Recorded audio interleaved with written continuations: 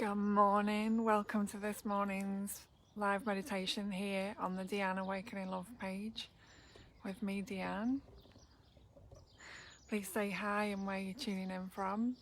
I'm live from my garden this morning. It's so warm and sunny, it's absolutely beautiful.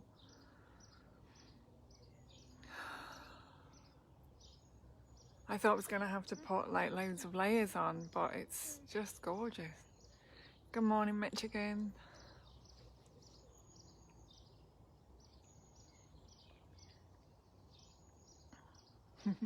Good morning, good evening or good afternoon, wherever you are in the world. Welcome to my garden.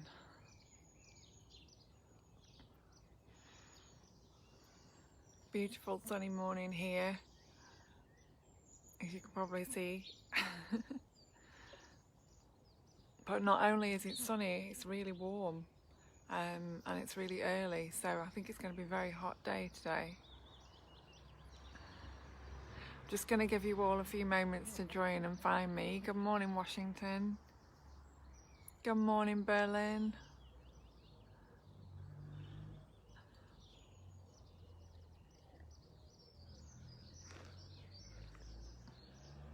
I have to check for bugs in my water this time, won't I, now I'm sat outside. Yep, can't see any in there. I think we're good. How are you all?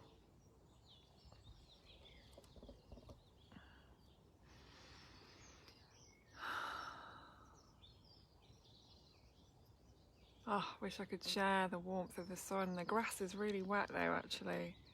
I've just soaked my feet getting on here. It's deceptive because it's really warm, but there's loads of dew on the grass and the sun is just starting to come over the garden and light it up. Dark here. Oh.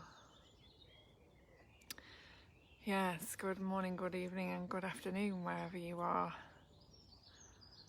I know it's all different times, isn't it? Such a blessing to be able to sit out here.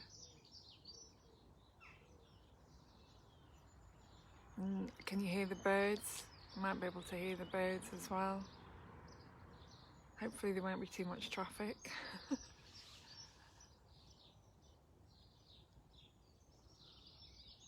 I've got bluebells everywhere. They've just sprung up out of nowhere. I never planted any, they just appeared. So it's a little bit like being in an enchanted forest. I'm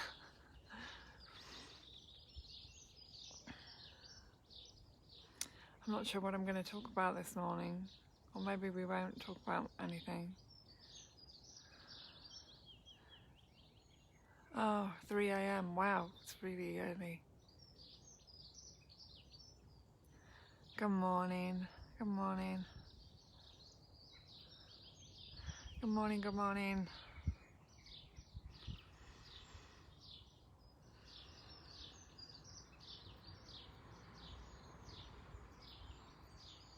Please say hi, where you're tuning in from. Let me know how you're doing. Let me know if you've got any questions for me this morning. I spent a good few hours outside in the garden yesterday, sunbathing. I think I'm going to do the same today. And then I need to prepare for the weekend. The singing birds are wonderful. I know, they're amazing. And we've got an aviary next door, which is also full of tropical parrots. And they make a lovely noise as well. Most of the time they're quite quiet actually, but they do make a lovely noise when they start tweeting. But I've got fields behind me, so and there's lots of trees around this area. So there are loads of birds in the morning. It's really nice, and you can hear can hear the bird song through my window in the morning, which is lovely. So that kind of wakes me up often. It's not a bad way to wake up. As well as the sunshine, this time of year I tend to wake up much earlier anyway because it's lighter earlier, and so my body clock just kind of wakes up more naturally. The only thing with that is if you haven't slept properly, you still wake up really early. But anyway, gosh, what a fabulous morning. Can't believe how warm it is. And it's so early as well.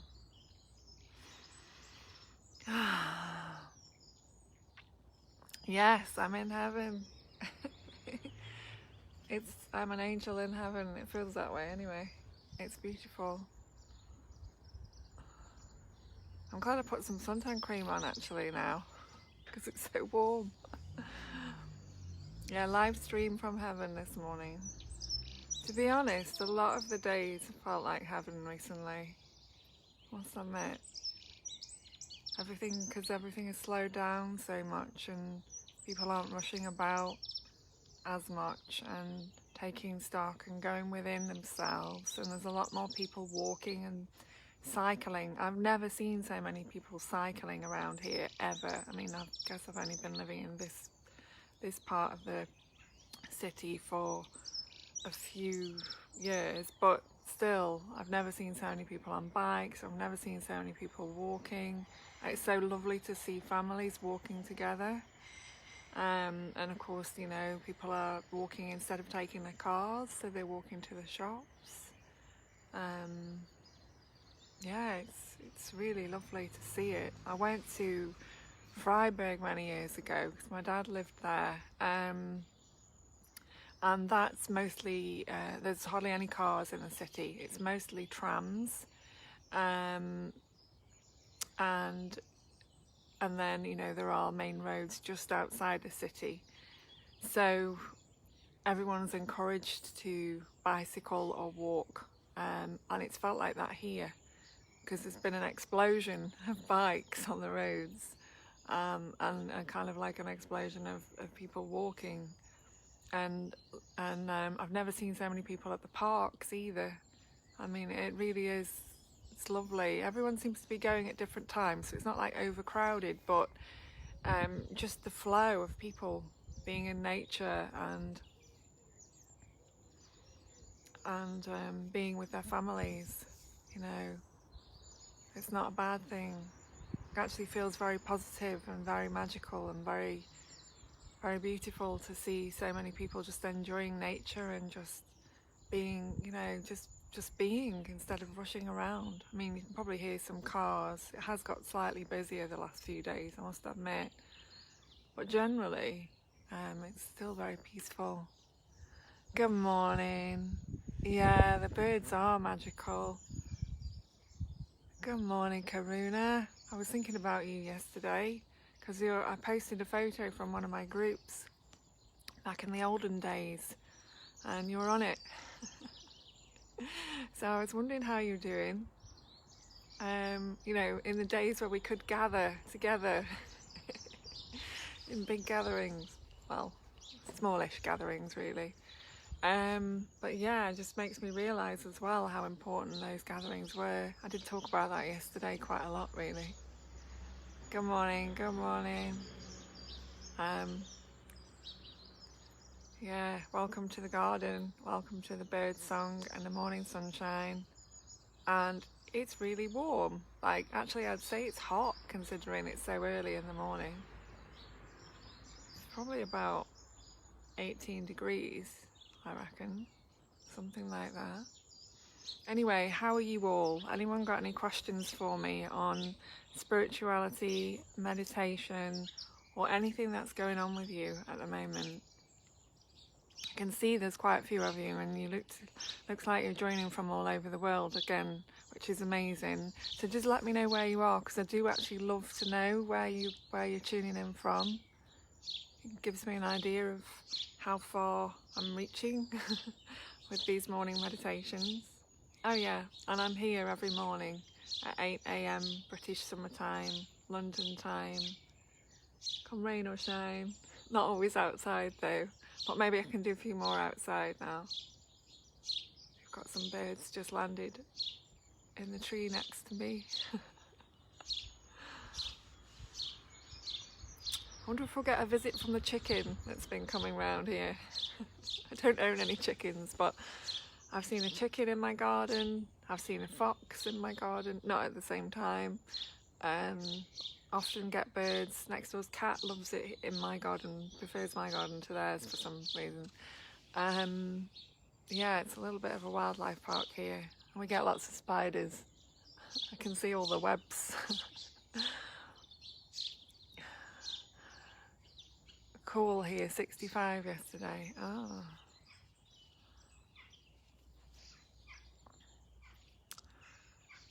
just listen to that.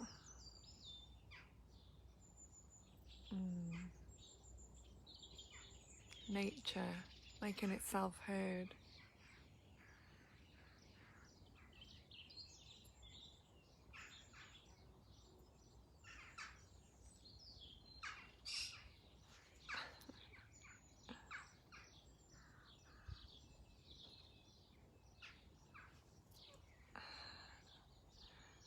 Oh, I'm glad you're doing okay. Hello, Mitch again. I can see a question. Great. It's Itai again with a question. Great with your question. Do you have experience communicating with your spirit guides? Yes, I do actually, and that's a nice story for me to share. Is it easy for you to receive some inner guidance when you're in nature? Yes, it is. Oh, you're in Australia. Oh, wow. Oh, afternoon. Oh, it's great good timing then for you. Yeah, it looks like it's 3 a.m. for a lot of people. So the 3 a.m. people, have you stayed awake or have you been asleep and woke up? How come you're still awake at this time? That's quite late, isn't it?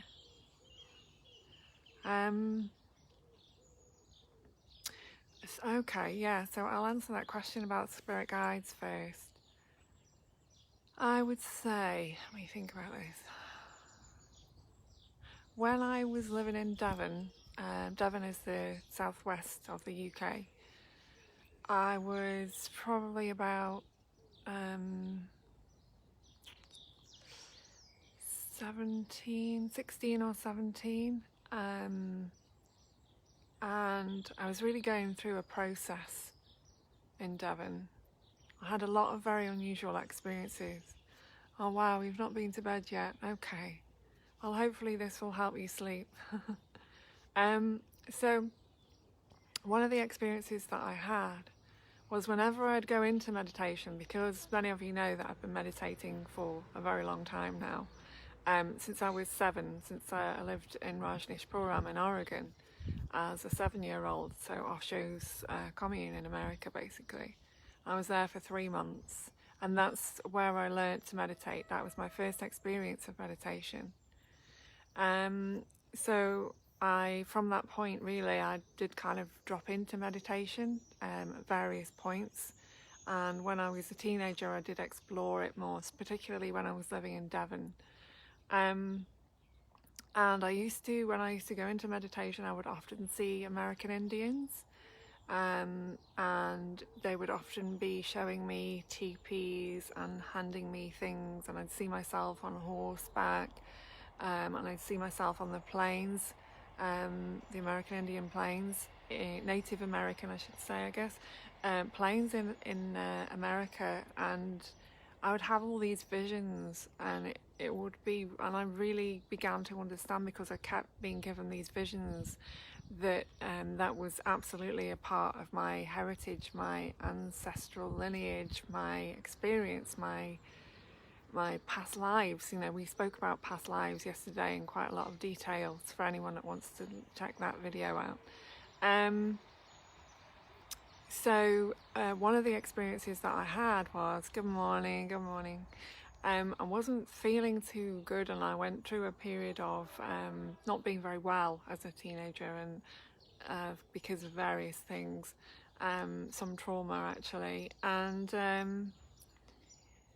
one day I was given this vision, and it was another vision, and an American Indian chief was handing me a peace pipe in this vision, and I walked across this bridge to get this peace pipe.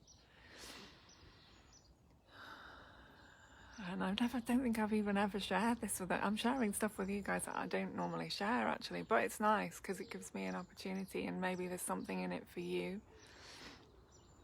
So yeah, in this meditation, I had this vision that I was walking across this bridge, and there was an Indian, Native American Indian chief that was meeting me and was handing me this peace pipe, and he said to me, "You have accomplished."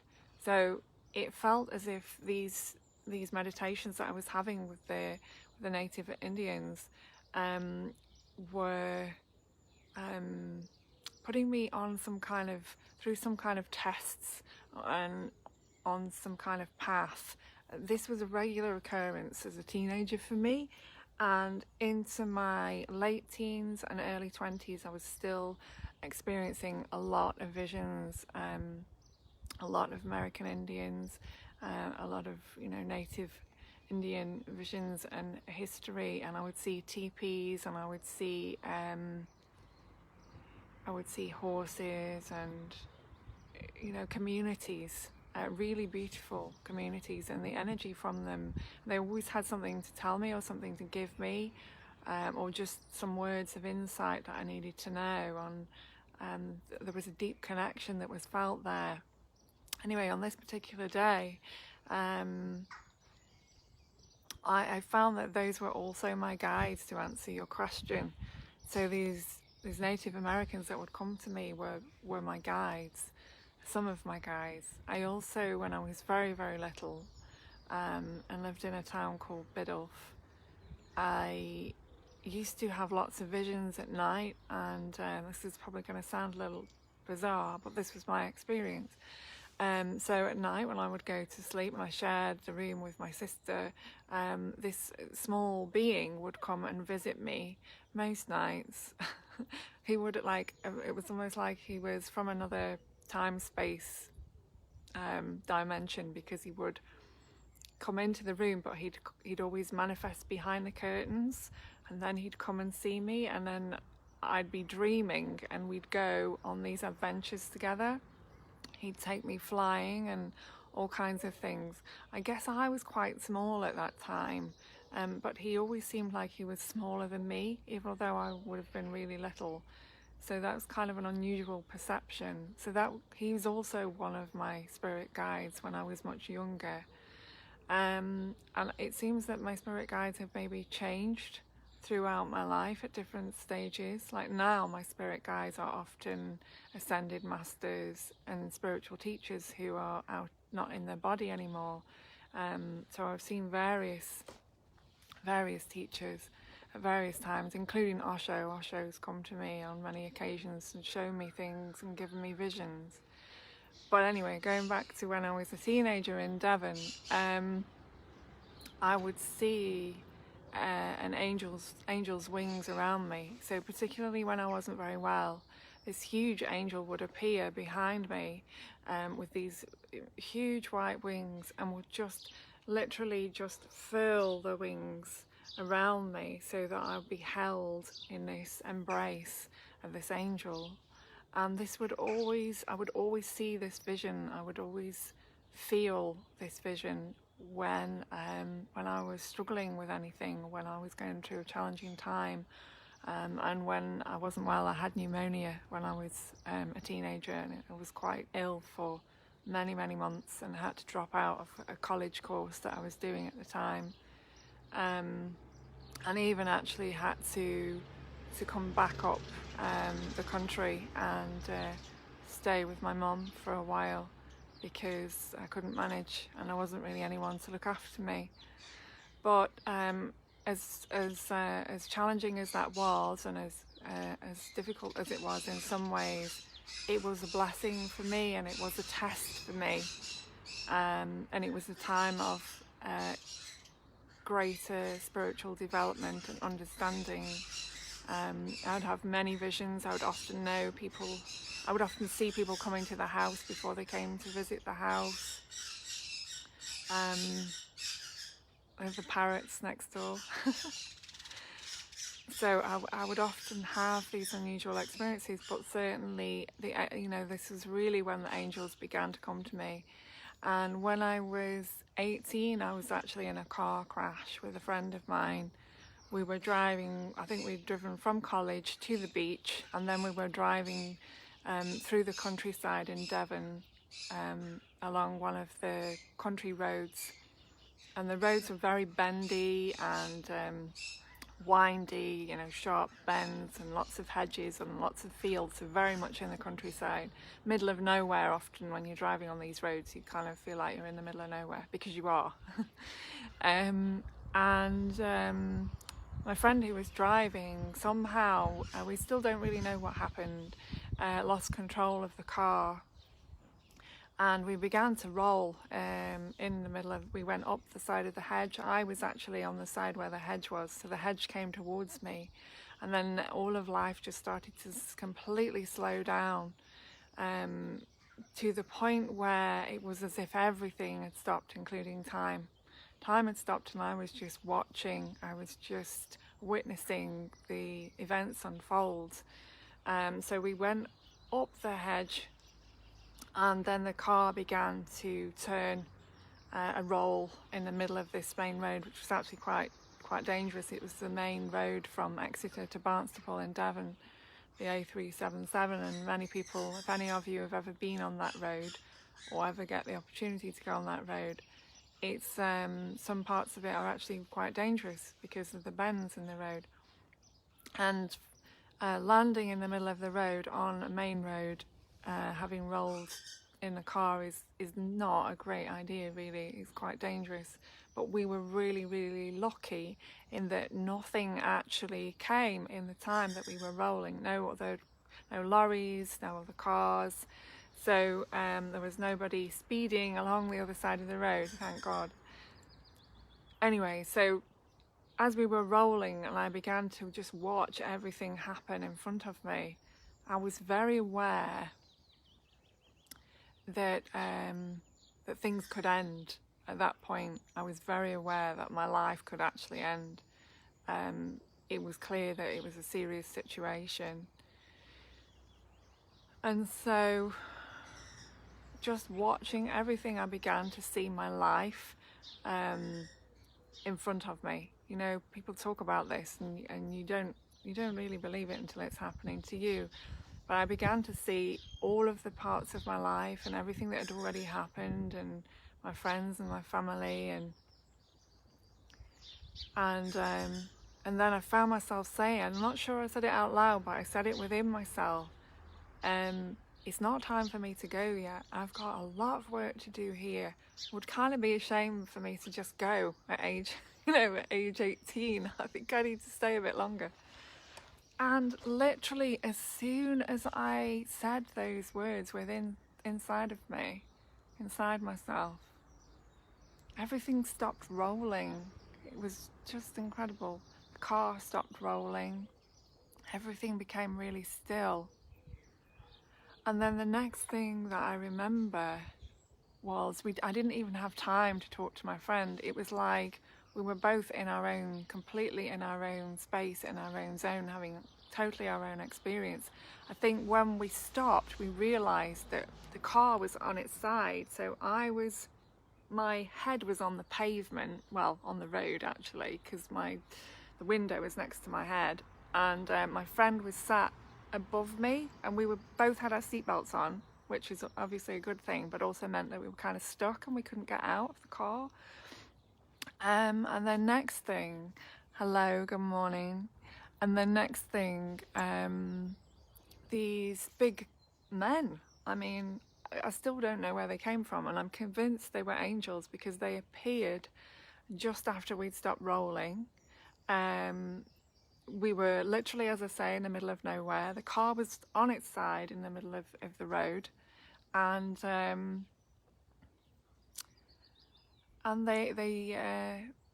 they got us out of the car. They got my friend out first. They pulled her out and they just put her by the side of the car. And then they got me out and put me by the side of the car. And then they went. And I think we were in complete shock from the whole experience. I don't even know if we actually thanked them because we were just in shock at what had happened. It was so unexpected. And and we couldn't believe that these men had appeared out of nowhere, really big, you know, big, strong. I mean, they would have had to have been. They literally had to pull us out of the car.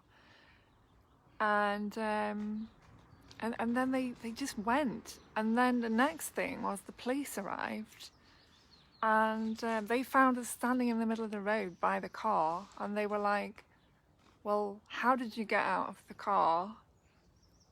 And we were like, well, some men appeared and got us out of the car, and they were also really, really confused because we didn't have any scratches, bumps, bruises, literally not a scratch on either of us. The car was a complete write-off.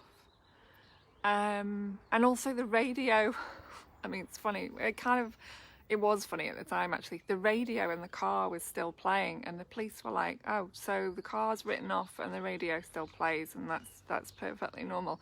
I think they found the whole thing really quite strange as well. And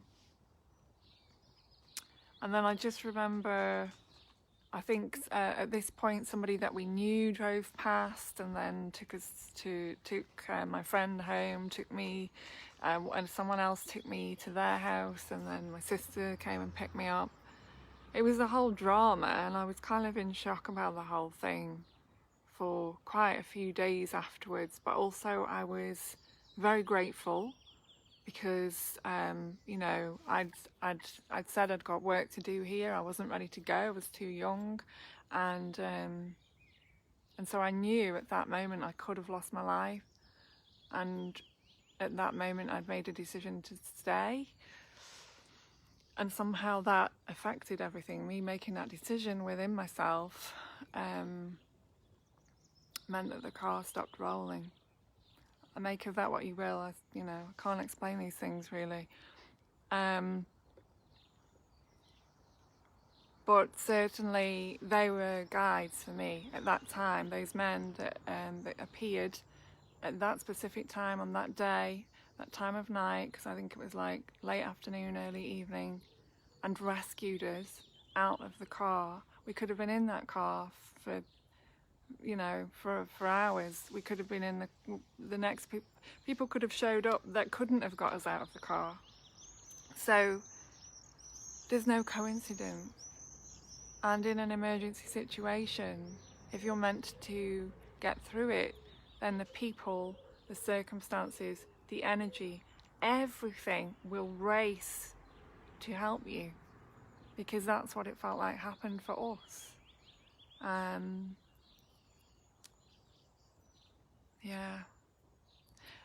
There was a story later on when I spoke to my friend about this, and it seemed that somebody may have tampered with her car. So that was sort of what came out of it all, was that somebody may have messed with her car, and that's what caused the accident. But we still don't know for certain. It's a long, long time ago now. So that's some of the experiences. And then as far as inner guidance, I always receive inner guidance in meditation.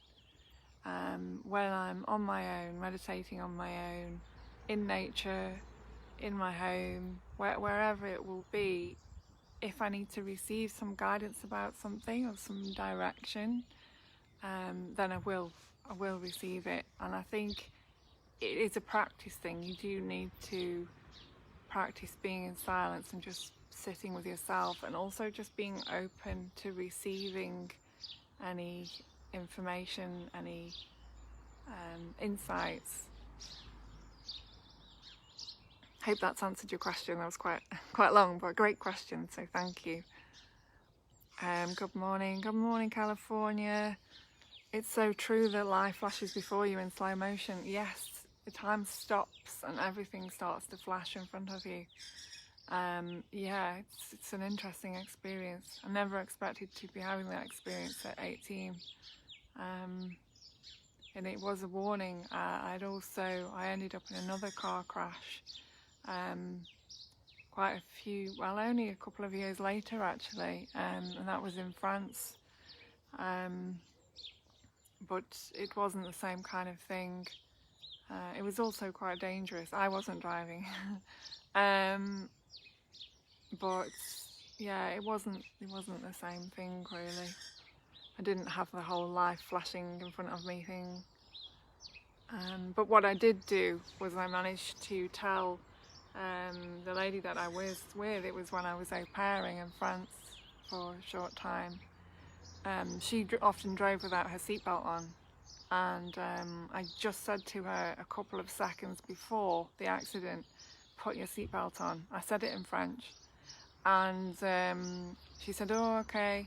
So she did, and we literally had an accident. There was oil on the road, and we slid across the main road. We were actually driving to Paris to go to an event, but we never made it because of the accident and the car, and we had to be towed out of the ditch, and it's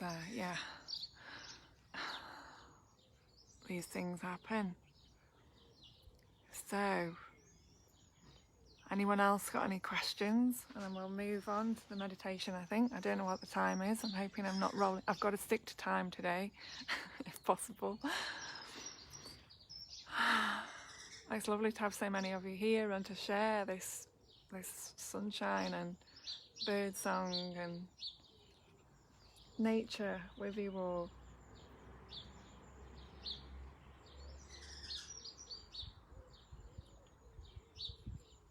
As the weather improves, I'm going to try and do some more in different places, and maybe traveling as well. When I get to travel again, I can do some live meditations from different places, which would be nice. Anyone else got any questions? I hope I've answered the ones so far as fully as you needed me to.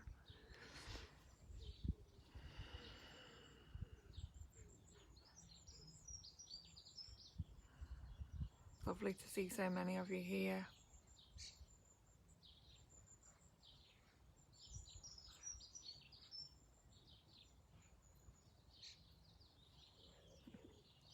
I think we'll just do a silent meditation this morning, because the bird song, I know you can hear it, is so beautiful. It's such a nice opportunity to just be in nature with me. Even although you're not here, you get the energy and the sounds and the sun and everything. Sorry about the cars. Hopefully they're not too loud. There's quite a few of them now. I've got my blanket on my legs, but I'm not even sure I really need it. So should we take a deep breath in all together? Just placing your hand on your heart chakra and breathing out.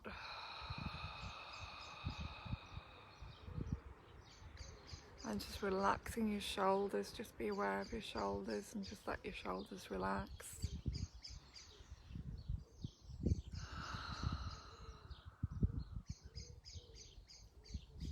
I can just see another question now. Simon, can you let me know the time, please? Thanks. Do you think ETs are assisting us at this time?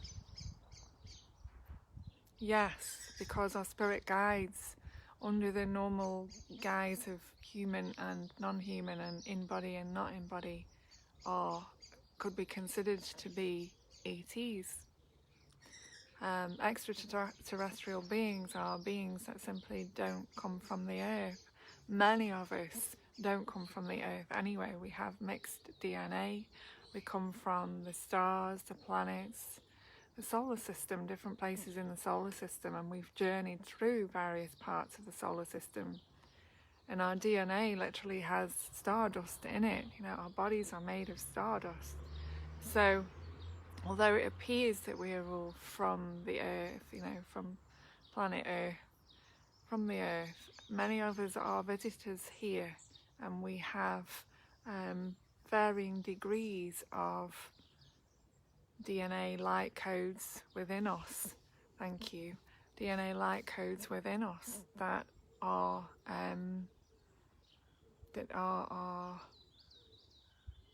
part of our true nature and our true heritage. This is something that the Native Americans talk about. Actually, many of them understand that they are from the stars and they are eternal beings traveling the solar system. So when we say ETs, when we say, alien, I mean, really, it's like, what does it really mean? We're just trying to separate ourselves from everything else in the universe by saying we're the only planet with life. And yet we know there's billions of planets, there's billions of stars. We can't count the number of stars and planets there are in the universe. There's so many. So it's impossible that there could just be us here. That would be,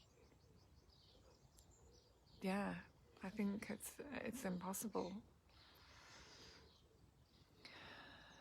As I mentioned, I've seen many beings over the years, in different places, at different times in my life. I had lots of experiences of connecting with beings. Some spiritual teachers are considered to be, extraterrestrial because of the abilities that they had and the way that they can, even although they're not in body, that they can move between the dimensions and they can contact us and connect with us, the same as any beings. And actually this is very appropriate to ask that question, because when I was sunbathing out here a few days, a week or so ago now, maybe a bit longer than that, I did actually see what I considered to be 2 UFOs in the sky above me, right here above my garden, and the sun was shining very brightly to my right, and I looked up and I could see a very, very bright light in the sky. And at first I thought it was a balloon, but then it became very clear that it wasn't a balloon at all. It was just an incredible light shining at me, or shining generally, but it appeared to be not too far in the sky above me. And as I was looking at it and trying to decipher what I felt it actually was, another one appeared next to it. And at that point I realized that they were waiting for me to recognize that I could see them, because they could already see me. And then as I recognized I didn't know what they were, there was a real sense of connection and beauty and love. And then they moved very, very quickly to my right across the sky, and I tried to follow them with my eyes, but they went really, really fast and then disappeared. And I was left sunbathing, stunned as to what I'd just seen, and realised that probably no one would actually believe me. It was broad daylight. I don't know whether anyone else would have noticed because the sun was so bright anyway. But that was the amazing thing.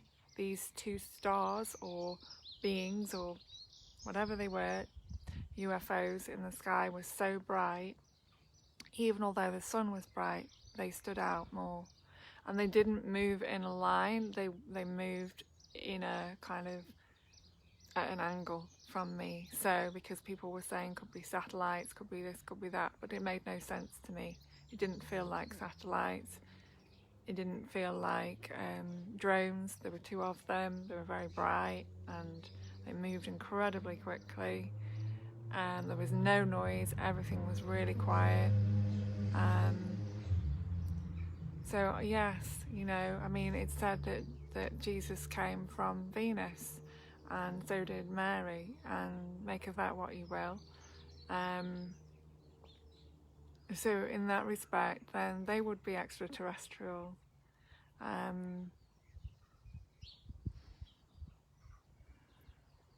There's so much that we don't know. There's so much that continues to remain a mystery.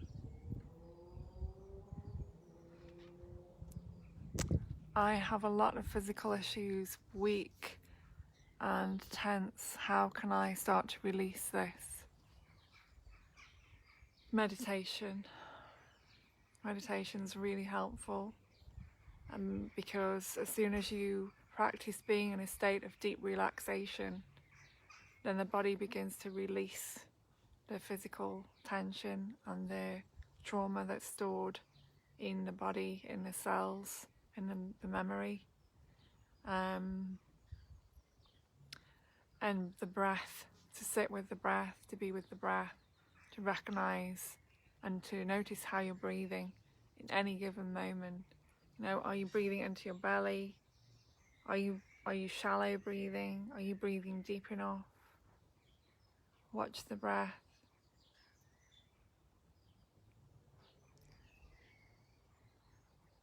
Pain is often a call to come back home to the body.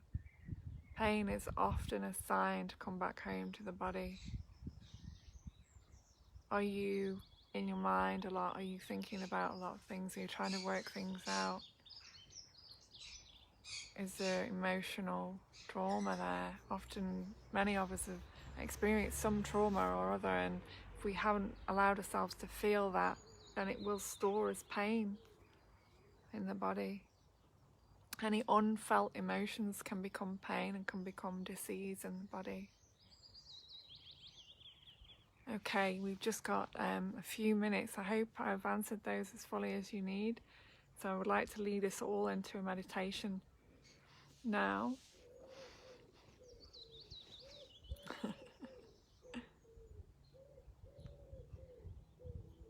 There's the sound of the pigeon to signify meditation beginning. So, if you'd all like to close your eyes, make sure you're comfortable, warm enough. If it's late where you are, then by all means you can lie down.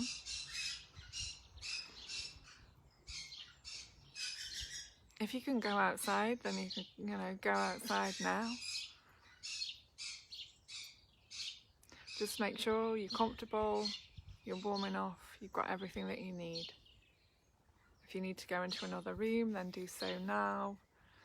If you want to share this with your friends, in your communities, on your timelines, then please go ahead.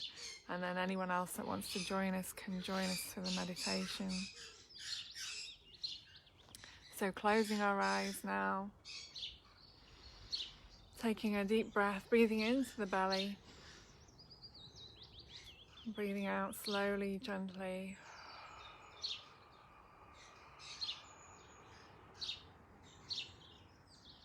Just really being aware of the inhale and the exhale.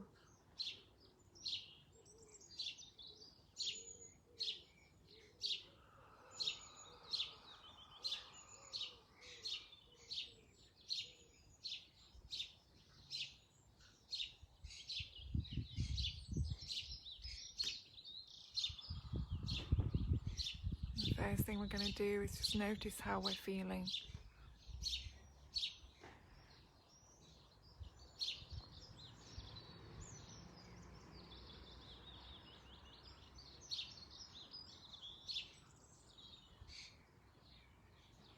So right now, closing your eyes, breathing easily and gently, noticing how the body feels.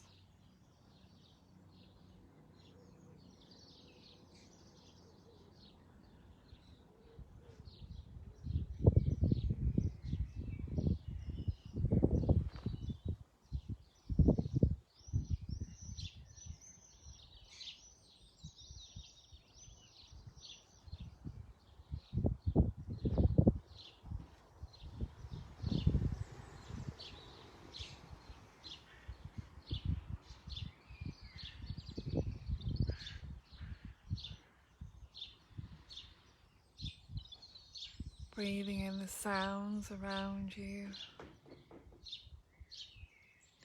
Being aware of the sounds inside the room or outside.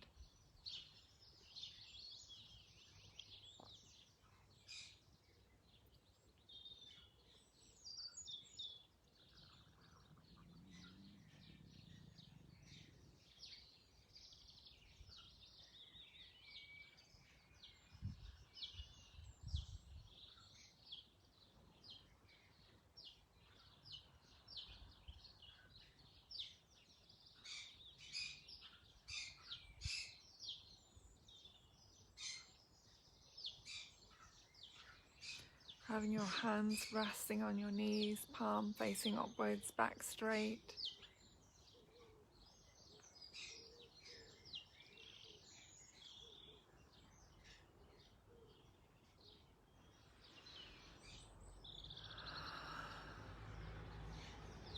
Relaxing the shoulders.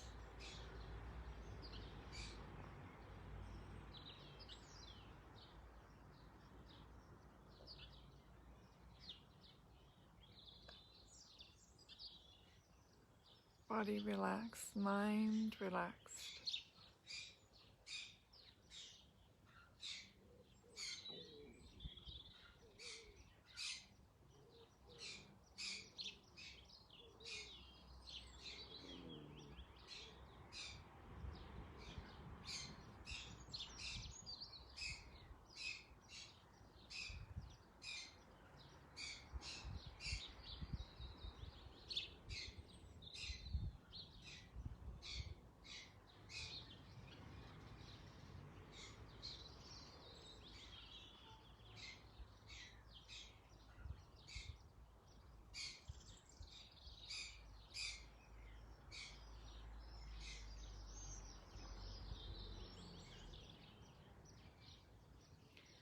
I'm going to, whilst you continue to have your eyes closed, I'm going to send you all some healing from my heart to your heart.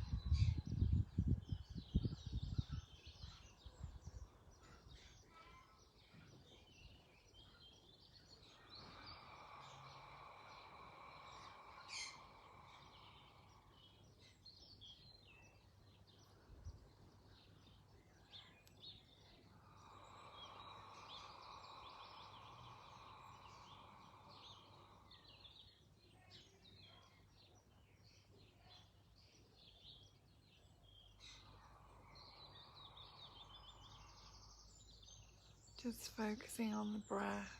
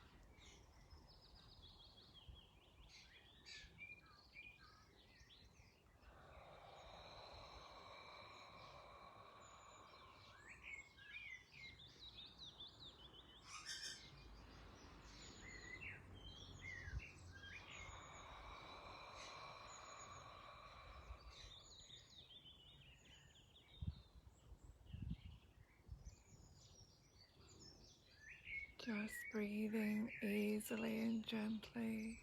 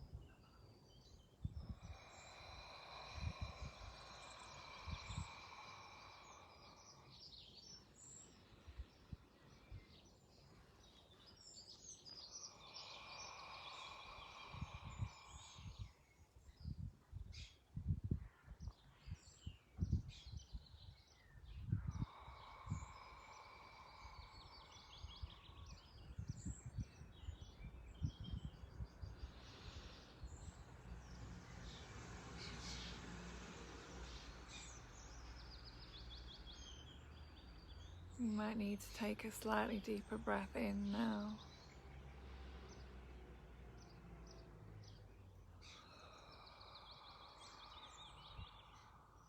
With each breath, relaxing more and more. Just noticing the sounds around you.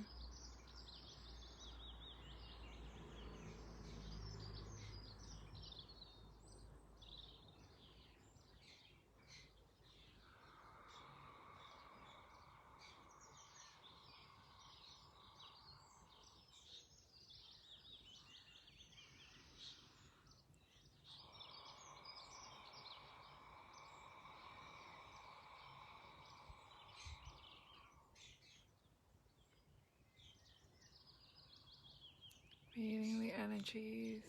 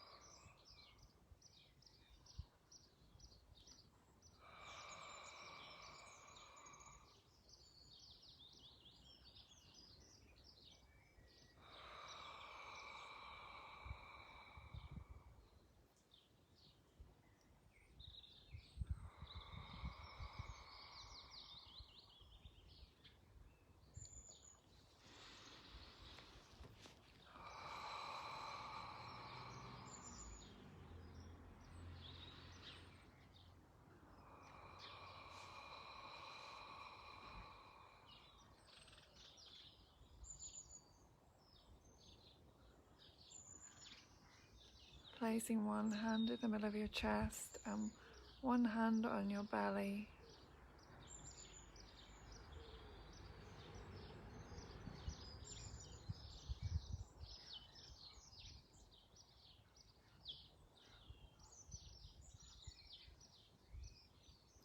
Just notice how you feel.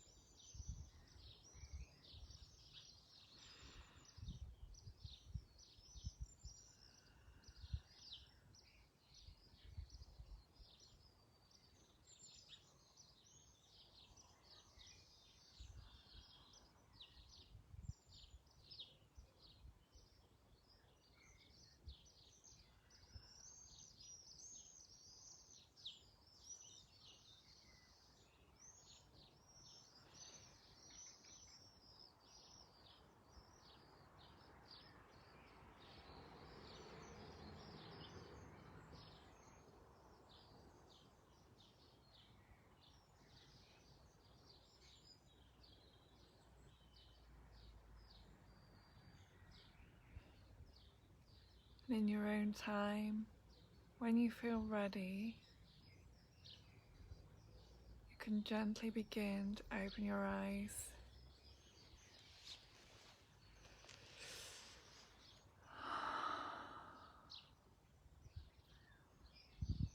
Thank you for joining me for this morning's meditation and healing session here in my garden. If you're not connected with me, please connect with me on my Facebook page, Deanne Awakening Love, or my other page, Deanne G. I'm here every morning at 8 AM British Summer Time, London time, with a live meditation from this page. For those of you who are receiving value and have been following me, if you would like to make a donation, you can make a donation via PayPal.